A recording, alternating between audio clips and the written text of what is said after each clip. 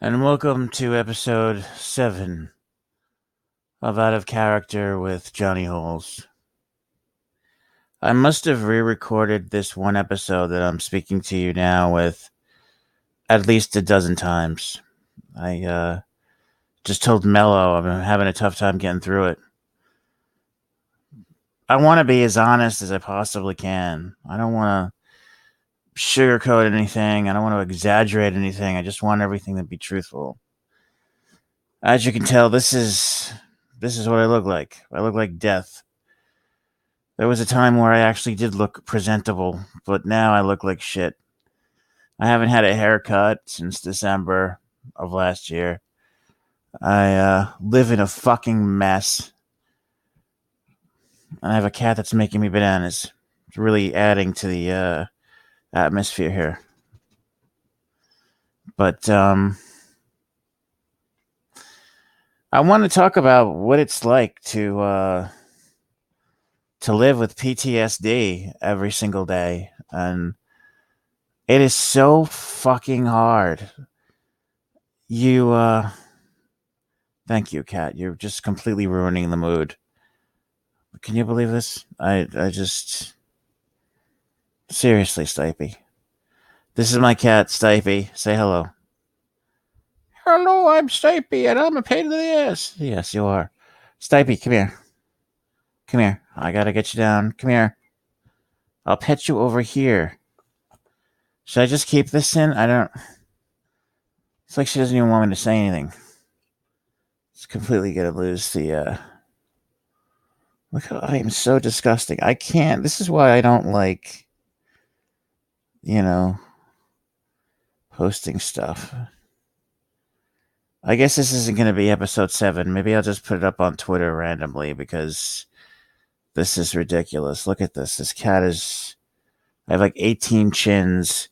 My beard needs to be shaved desperately. Look at this. God, I'm so disgusting. Really don't like how I look at all. This is why I hide myself all the time. Jesus Christ. Should I try to continue? I don't know. While this cat continues to clean herself. I'll try. All right. So it was October 2010, and I'm fighting with my roommate in West Babylon, Long Island, and he's making life more and more and more difficult. I moved into the place because I needed to finally just grow up and, just get on my own. But oh my God, this was a huge mistake. Basically, what happened was I bought a 2003 Audi used. This is 2010. I bought it in 2000. Bought it in 2010. My dad lent me some money. My grandpa lent me some money, and I had some money that I had saved up, and I just put it towards it. The car was a fucking disaster. It was a nightmare. It just kept breaking down.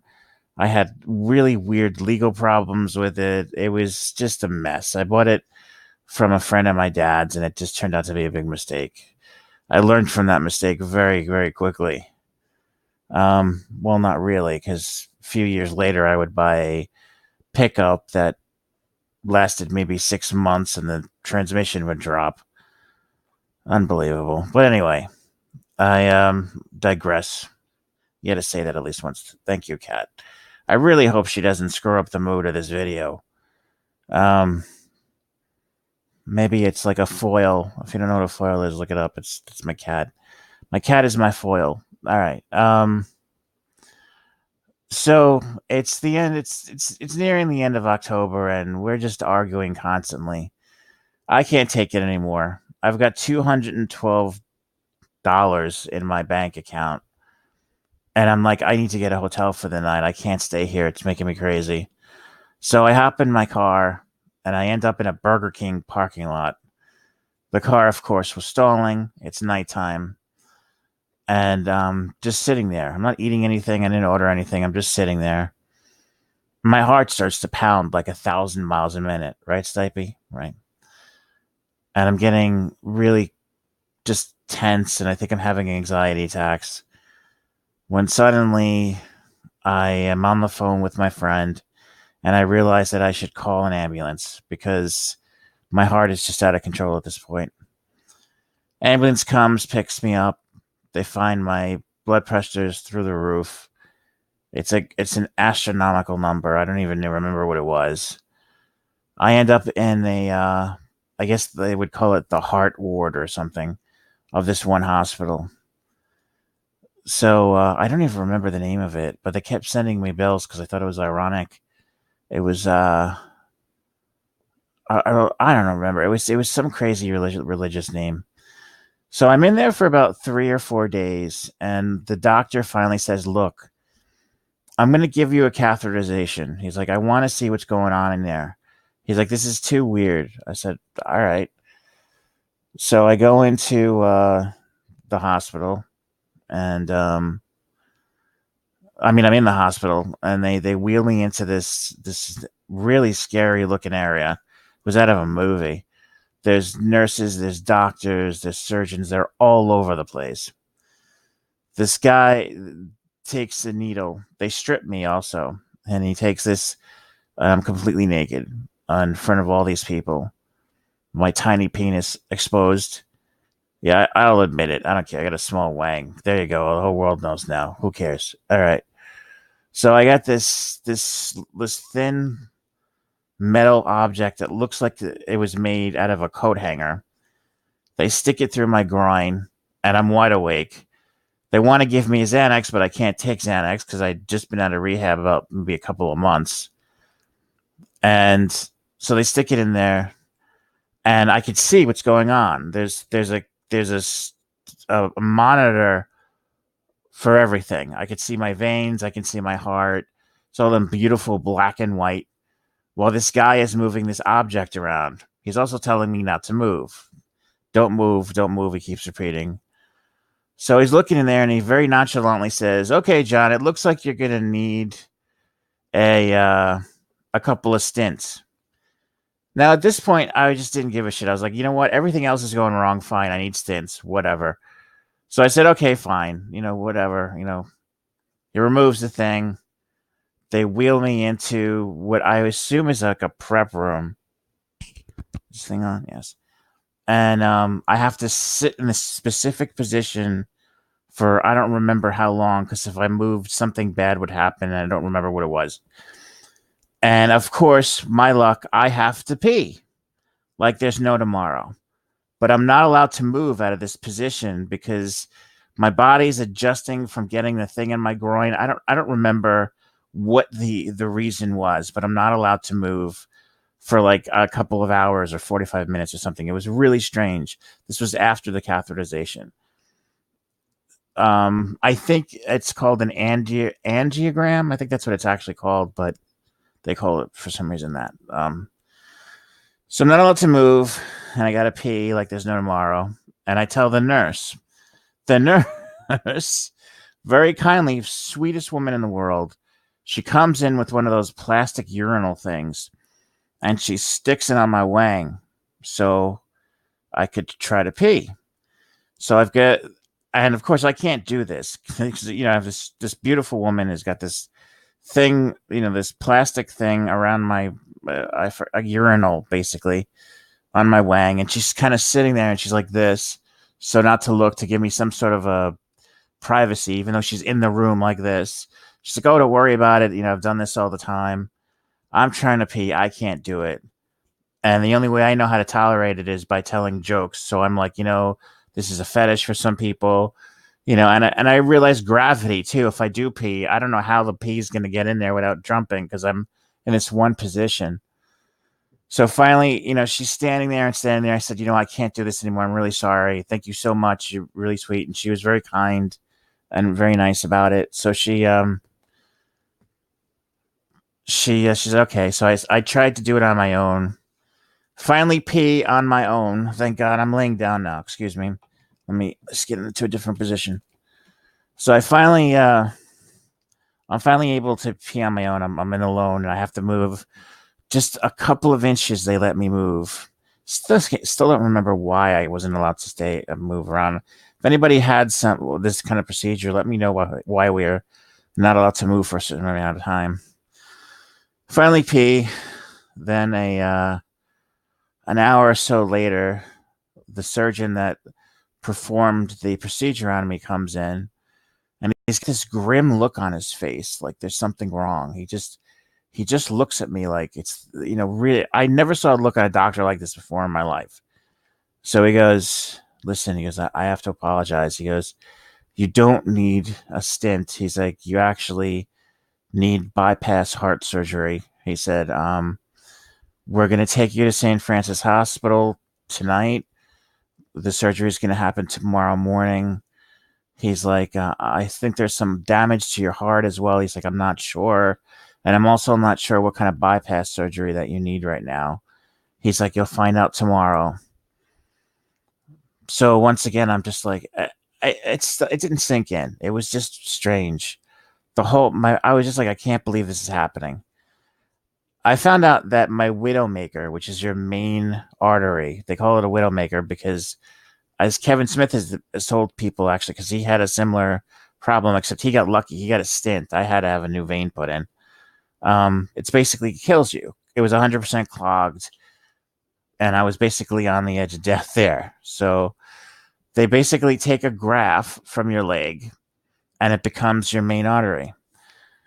I think there's a 3 minute period of time or a 1 minute period of time. And again, I don't want to exaggerate, where they literally stop your heart, and you're technically dead, but you're not. What they do is they put you on life support because I guess they're switching veins, literally. So I guess I could say that I was dead for a minute and a half or something, which is, I guess, kind of a cool thing to say because I survived that. But, they put you on the life support because they have to remove the vein. I remember that day, the next day, because it was the worst ride I could possibly imagine to get to the hospital. It was a long, long drive. I'm in the back, and the ambulance is jumping up and down. It was a nightmare. So I remember the next day, I was probably in the hospital room. I don't know how many hours. They said it was going to happen first thing in the morning, but the surgeons that they were operating on me had a couple of more surgeries. Now, the surgery itself lasts 4.5 hours. So I don't remember how many more surgeries these surgeons had, but I didn't get in there until 10:30 p.m. So I remember family was there.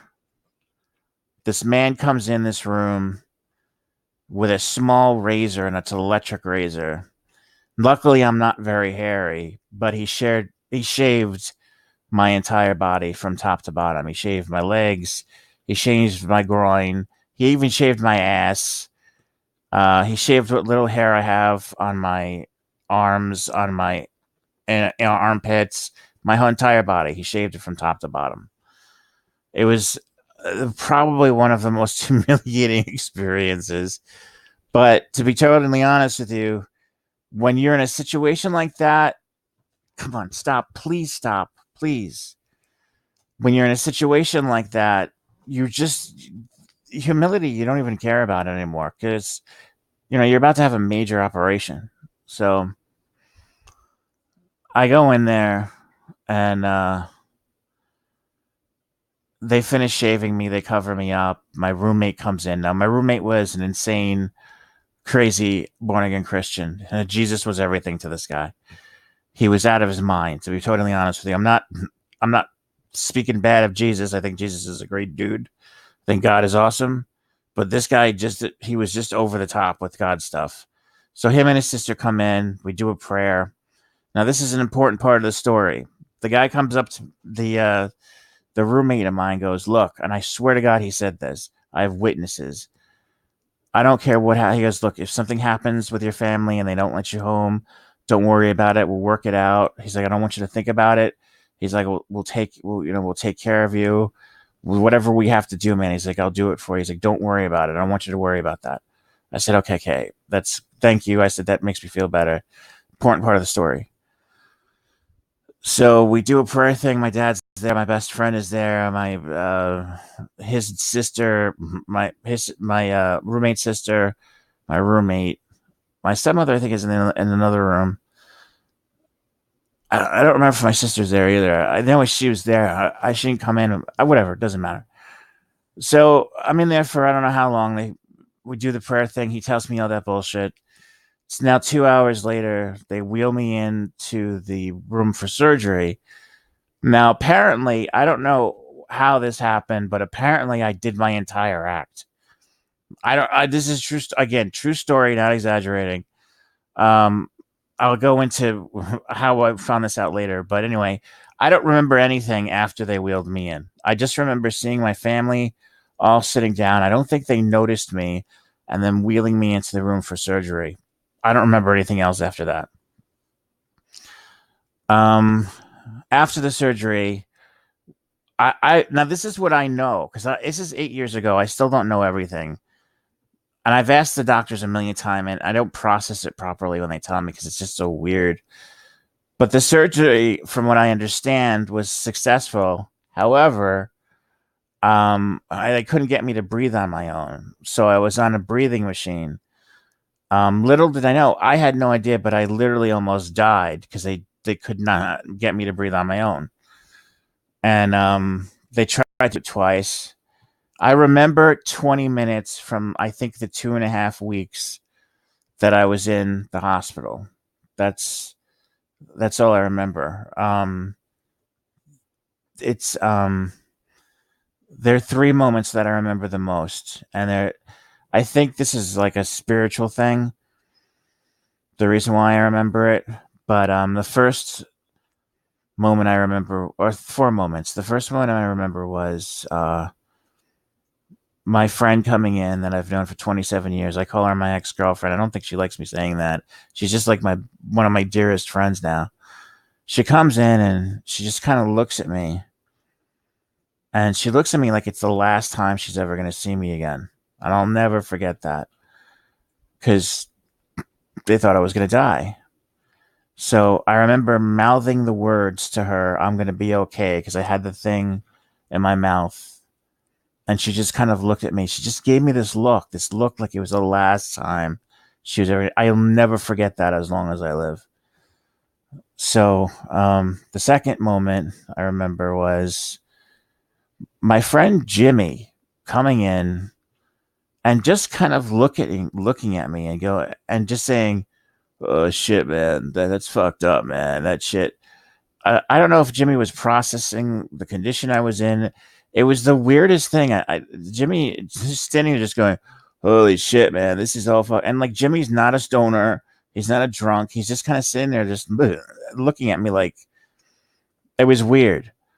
And the third moment was the most important moment. The second most important moment of my life, basically, was my father walked up to me with my stepmother. I'm laying in bed, and he walks up to me and he looks at me straight in the eye. This is the part that I have difficulty with because it's so painful emotionally. Um, and I grab his hand. He grabs my hand, and I just kind of look at him straight in the eye. And I remember I didn't want to let go of his hand. I didn't. I just wanted to hold on to it forever. I know that sounds so cheesy, but I really did because my dad was, it's my dad, and he walked a few steps back and he stood right in front of the bed, and he began to cry. And my dad's not the type of guy to cry. I know I'm going to get so much shit for this, but it's probably one of the most amazing, beautiful moments of my life because there's my dad. He's finally telling me how he feels about me, and that's all I ever wanted from my dad. That's it. I just wanted to hear my dad say, "I love you." And he did. He said, "You drive me crazy." He's like, "But I love you." And he started to cry. And that was kind of the moment where I kind of realized this is it. I'm gonna die. Um, I'm sorry. I just need to pause for a moment and tell you that I apologize because I know that I kind of sound like a drunk right now. I don't know if I said this, and my cat is making me. Ugh, please. Um, I kind of sound like a drunk right now, basically, because I know Connie Chris or someone in the foul mouths area said this to with my voice, and let me explain why I sound like this. I'm not drunk. I'm not high. It. I'm on this drug called I forgot the name of it, and it's not an opiate. It's not anything. It's just it's a drug for my bullet wounds. And yesterday, for some strange reason, it started to act up. I don't know why. It was giving me a problem. It's a stabbing pain right here in my stomach. It feels like someone is taking a sharp needle and going like this with it. I know I'm gonna get somebody's gonna say, "Oh, it looks like he's jerking off." Whatever, fuck you. And that's what it feels like. So I was popping these pills like there's no tomorrow all day today as well, and for some reason it slurs my speech. So that's if I sound weird, that's why, and that's why my speech is slurred. It's very embarrassing to me, to be perfectly honest with you, but that's what's going on. So back to the hospital. So my father looks at me like it's the end of the world, and it was a beautiful moment for me that I'm never going to forget, because this is all I wanted to hear from my dad for my entire life. All I wanted to hear that's all I wanted to hear him say, was "I love you." That's it. He has this thing where he thinks that I want money from him and all that other stuff. Not true. All I wanted to hear was to say "I love you." So that was the third moment. I think there was a fourth, but now to tell you the truth, I'm not remembering it. Finally, I don't know how I did it. I broke free. I was able to breathe on my own. They took the machine out of me. I'm in the hospital for another brief, for I don't know, maybe a week or two. I don't remember, but I managed to get out of that situation, and it was strange. So it's time to come home, and because of some family issues, I can't come home. My family won't let me back, so I end up back at my room, living with my roommate. Now, if you remember, I told you he gave me that spiel. Don't worry about it. Everything's going to be fine. I'll take care of whatever you need to take care of. You have a place, you have a home. Remember that, because it's incredibly important part of the story. When I get home, I discover that I'm not going to be able to bathe on my own, and that I need physical therapy because of because I was in a coma and all this medicinal coma, by the way. It was like I would wake, because they would allow me up a few times. It was a little weird. I should also mention that when I got out of this weird coma thing, whatever the hell this thing is called, I was out of my mind. More so, I thought the hospital was going to come after me. I thought people were trying to extort money from my family. I was literally out of my mind for at least 3 or 4 days, as well as this cat. She's out of her mind, as you can see, completely ruining the effect of my fabulous podcast right now. I need a haircut. Okay, so anyway, so all that went on, and I get home, and it's Thanksgiving. I'm in a lot of pain. I'm not breathing. I just felt terrible. And it's January now. It's one of the coldest months of the year in New York's history. This is not an exaggeration. This is 2011 now. My roommate refuses to turn the heat on while he's at work, shuts the heat off. The people that come to help me, like the physical therapist, at one point she got so cold she couldn't stay in the house. She had to leave. When the woman that would come to bathe me, who was a woman that actually saved my life, literally, that's a story that I'm going to tell in another podcast. But this woman literally saved my life. What we would do is we would turn the water on in the shower, and we would let it heat up so I could get warm. It was incredibly, and I'm not going to say it was incredibly embarrassing, because first of all, I'm completely naked in front of this woman whom I don't know, and she's bathing me. And I got to say, though, she was an incredible human being. She was one of the sweetest, most amazing people I've ever met in my entire life. And I'm going to tell you guys the story of that one, because I'm just going to keep babbling, and you guys are going to be like, what is he talking about? It's going to get annoying. Anyway, so she helps me out tremendously. She we tried to get the room warm. She even bought me a space heater, which didn't work. She had to bring it back. I remember we plugged it in, and the smoke was coming out of it. So when he would come home, he would turn the heat on because I guess he's home. He didn't want to waste money on heat, whatever it was. Finally, it's Thanksgiving. His family comes, which is his sister and brother-in-law. His sister and brother-in-law and him proceed to just make my life a living hell. I still do to this day. I don't understand why this happened. I honestly don't. I have no clue. I am clueless to why the events that took place. He started to get extremely paranoid because I had to go back on disability. Everyone in my family, including my father and my stepmother, I assume this is an assumption, believed, and within a month I would be okay and I'd be able to go back to work and everything was going to be fine and dandy. That wasn't the case. I had to get therapy from my body was a disaster. So people are going to tell you basically people. I don't know who said this, but it was like people on the internet or something. They must have did some research and they said that within a month I'd be fine. It was total not true. I was a mess when everything happened afterwards. So he believed that, and he started to tell us. I don't know what happened. It just got so strange and uncomfortable. I finally found out on my own that by the end of January 2011, he was going to be kicking me out, and I had to find a new place to live. He kept saying, "I didn't sign up for this." He's a fucking idiot. I get so angry when I think about this. I'll never forget that. He would just walk around his apartment saying, "I didn't say this." Then there was one point where he wanted to literally, I remember hearing him talking to his sister and brother-in-law. At one point, he said, "The only way I'm going to learn anything is if he throws me out and I have to live in my car." Now, this is after heart surgery. He's saying this. He goes, "That's the only way he's going to learn anything.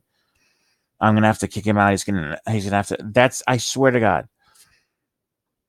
Why I literally almost died, and you want to throw me out of your house and you want to put me in a car to live there because you think it's going to teach me something. You fucking piece of shit. I hope he hears this because it feels so goddamn good saying this stuff. You are a piece of shit. You think you have this Jesus complex and you don't. I'm sorry. This is me getting angry. So he begins to get really paranoid because he was having some legal issues with I think Social Security. I'm not going to go into what he did, but it was really stupid. I thought he was a complete fucking idiot for doing this, and he told me it was just a mess. So I get scared because I think, well, I'm going to be homeless now. Where am I going to go? I basically looked into every resource I could find, and I couldn't find anything until the very last minute when I realized that one of my dearest friends had moved to another state, and he had always invited me over there for a vacation. But at this point, I had no place to go, so I was constantly texting him. I don't know how we worked it out, but I was able to move out to North Carolina with that $212 that I had in my account that was supposed to take me to the hotel. And I also sold the car back to that asshole that sold it to me. And that was like $5,000, I think I got, even though it was $9,000. I ended up coming back here. I'm not even back here. I just ended up moving here. I'm here. I'm not. I'm here just because I didn't have any place to go. I am grateful for the friends that I have because if I didn't have them, I would be homeless.